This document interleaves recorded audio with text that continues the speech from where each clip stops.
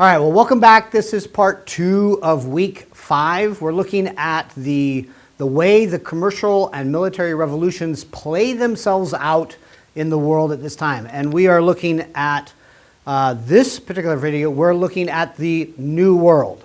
So let's jump into it and get it going. If you recall from last time, we were looking at Western Europe primarily. This is where the commercial and military revolution really saw its greatest effect and its explosion, particularly France, Spain, and Britain. We're going to focus on Britain because that's what many of us are most familiar with. We looked toward the east. We looked towards that commercial avenue and ties with Southeast Asia, but particularly looked at India and how the commercial and military revolutions affected that region. But now we're going to swing west and we're going to go to the New World. And in the New World, if you remember from your 8th grade history class, U.S. history class, we had Britain bringing in, settling in on that eastern coast of the New World. Compared to Spain, France, and Portugal, Britain had a very thin sliver of settlements, and it was late to the game. It kind of came in after Spain, particularly Portugal, and of course later France, sort of had settled and set up shop, so to speak, in the New World. But you can see from the map that this was the way the commercial industry worked, how it flowed. And of course, it needs protection. You need to have the military. You need to have the armies and the big ships and everything to get all of this moved and to get it moved safely. So, of course, there's going to be that influence in the New World, particularly the British New World, the 13 colonies. So what's going on mid-1700s? Well, England is trying to hold on to the colonies. They're trying to develop that particular region. Unfortunately, France, again, is going to get in the way. Remember I said last video, even in India, you had France and England kind of fighting one another? Well, guess what? That really is a much bigger conflict. They are fighting at home between England and France, and they're going back and forth, but they're also fighting in the New World. So everywhere you go globally, France and Britain are fighting one another over who knows what, everything, trying to get the control, be the top dog in this commercial military revolution. So what breaks out in almost the same time as the fighting in India is this fight in the new colonies. And we call it French and Indian War, even though it is not a fight between France and Indians, Native American Indians. That's not where the fight was.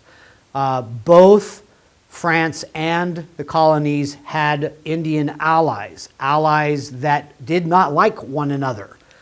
We tend to think of the Indian population in the United States or in the New World as being one nation and friendly with one another and tight, and that is completely wrong. You have to think of the Indian nations, the Native American nations or tribes and groups, as mostly being diverse, individuals set aside. They were their own people group, and they did not necessarily do well with other people coming into their territories. They would fight each other, kill each other, have wars with one another. They would capture and enslave one another, just like those people that did the same thing in Africa during the time of the slave trade. So you got to keep that in mind. When it says French and Indian War, it's not French and fighting Indians. It's French with their Indian allies fighting British Army soldiers, their Indian Native American allies, and the colonists. And what was this all about? Well, it was about the colonists kind of getting restless. They were a little bit harder to manage because what they wanted to do is they wanted to go west. They wanted to get over the Appalachian Mountains and get into that Ohio and Mississippi Valley range. So if you look at the map right here, see the purple or the pinkish purple where it says Philadelphia, and that's the British colonies. Everything in the yellowish orange is under French control, all the way up into past the Great Lakes into Canada, what is Canada now. But the French were fur traders mostly, and there were just forts scattered around. So it wasn't that they had huge settlements or concentrated settlements all over the place throughout this region. Most of it was just barren land for miles and miles and miles and miles. So it's only natural in the mind of a colonist to want to expand. They're starting to populate that East Coast. They want to expand to new lands, new farming, new opportunities, right? That's their situation. Here's all this open land. And yeah, there's problems in that there's Native Americans in that may not like me coming over and doing, settling there. The French are there. They may not like that. But the opportunity is I can have my own land. I can grow much more. I can feed my family. These are some good opportunities. So what are their choices? What do they do? Okay, the risk is worth it. So they move west and they move into that Ohio Valley, Mississippi Valley, pretty close to the southern part of the Great Lakes. And that just happened to be where the French had their forts settled. Lots of fur trading going on there. They had some good rapport with the local natives in that region, and it was a good business. It was a part of their commercial revenue. But that became a problem. That became a really big problem because conflicts started to arise. Conflicts with the natives that were in that area, conflicts with the French that were in the area. The natives would say, hey, you got these folks over here, your European folks coming in and messing with us. The French didn't like that. French were getting their commercial trade sort of messed with. You got some new competition trying to come in. Maybe the settlers came in and did their own fur trading. Now that's cutting into the French commercial business, their profits. Didn't like that. So you're starting to see conflicts. And this is that northern region. You can see that you have Lake Michigan there, Lake Huron, and then Lake Erie. Those are all sort of in there. That is the region. Fort Necessity.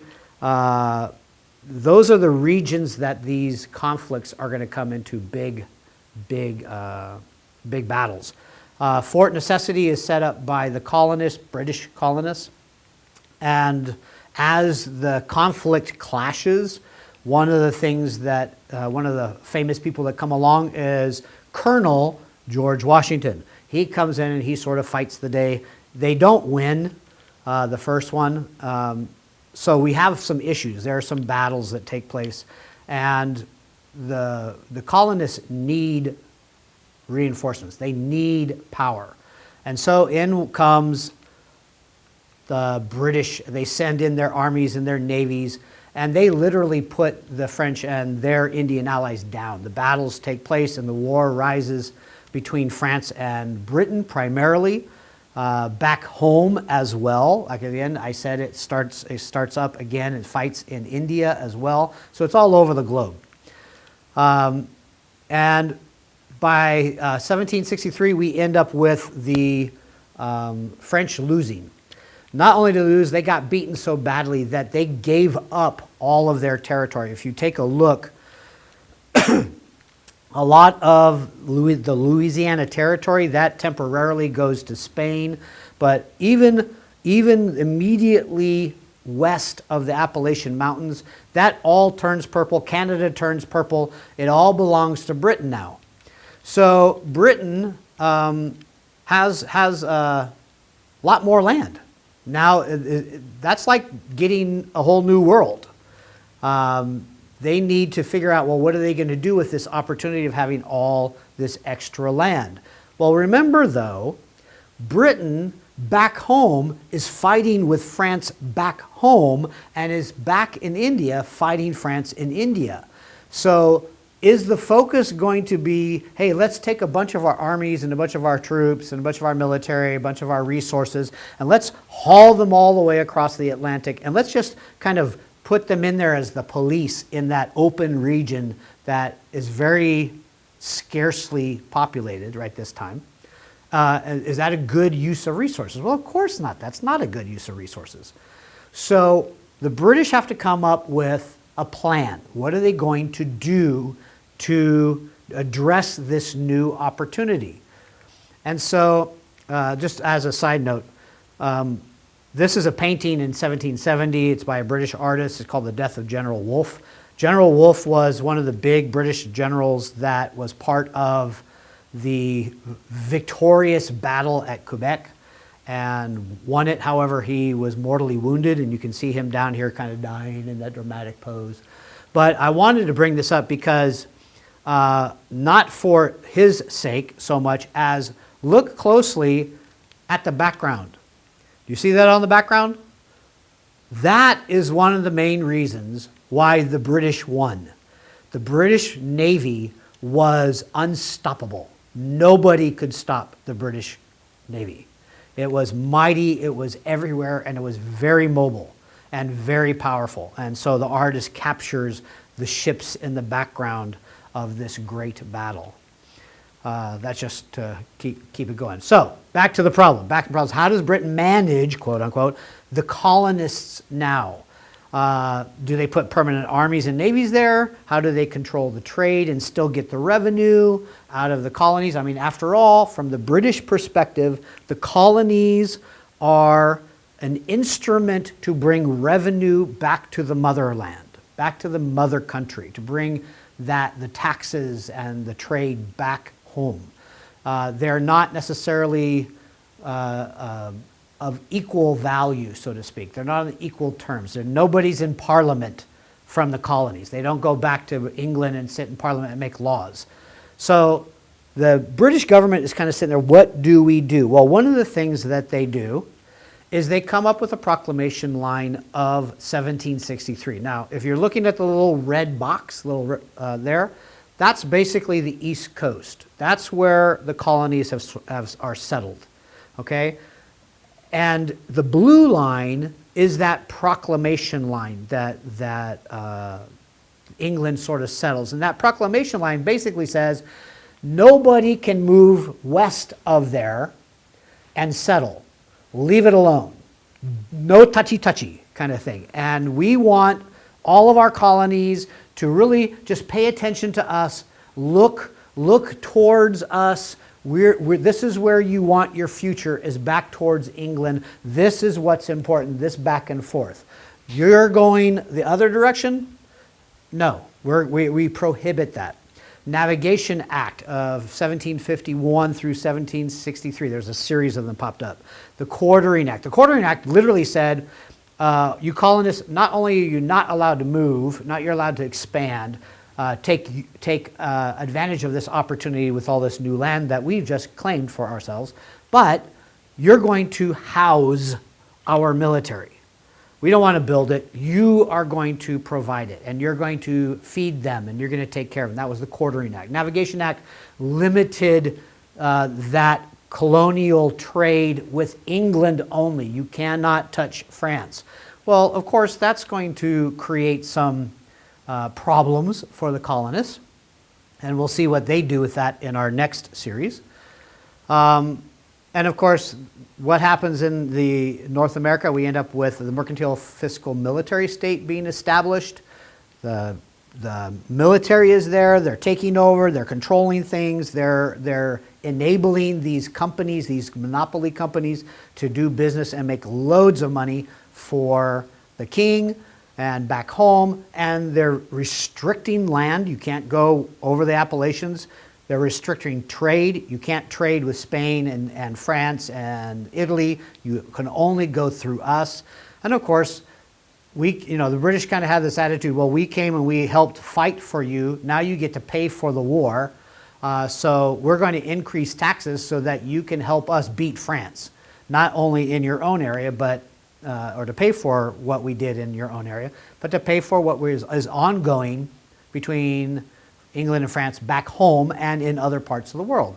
Of course, that's going to really upset the colonists. Anybody would be upset with that. So you end up with a kind of, well, what's next? What will be the ripple effect coming now?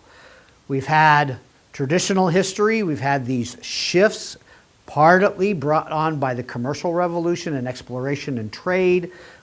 which sort of mandated and kind of necessitated the rising and the advancement of science and military and things like that, which of course allowed certain countries like England, France to kind of rise to the top of the global eating pyramid, so to speak. But now you got dominant people and subordinate people. You got people on top making lots of money, doing really well, and you have people down below that see opportunity, but they're restricted from really doing anything about it. Whether it's in the colonies, whether it's in India, it really doesn't make any difference. The situations are a little bit different, but if you kind of consider it from the native perspective, things have changed. Knowledge is more readily available. The sharing of ideas and philosophies and things like that is expanding. Your more common middle class type of person is starting to get educated. They're reading about what's going on in the rest of the world. Remember traditional history?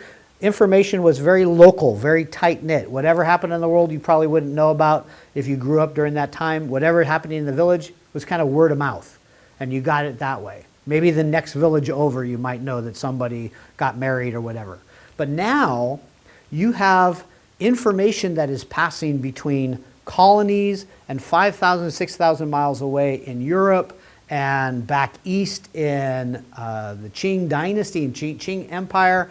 You have Russia and the Tsar of Russia coming back and forth, and their kings and their czars and their rulers interchanging ideas. The world is becoming smaller. It's becoming globalized, meaning that I can get pieces of information, I can get products from pretty much all the way around the world, whereas back under traditional history, you were pretty much limited to whatever you had locally. That was it. And that was the highest expectation you could have, was perhaps like a good bumper crop or something like that in your region. But the opportunities and, of course, the problems, the risks, the dangers are now astronomically bigger, more expansive. More people are involved, more layers of people, not just the top dogs, but now even the serfs, the slaves, the bottom of that tiered sort of social hierarchy are starting to rise up and think a little bit more and share ideas. And we're going to see some really big differences idea-wise in our next series of videos as we get into the 1800s. So, for all of you who are in the classroom, get ready for next week's test. Study, prepare, use all your notes, and best of luck on the test coming up.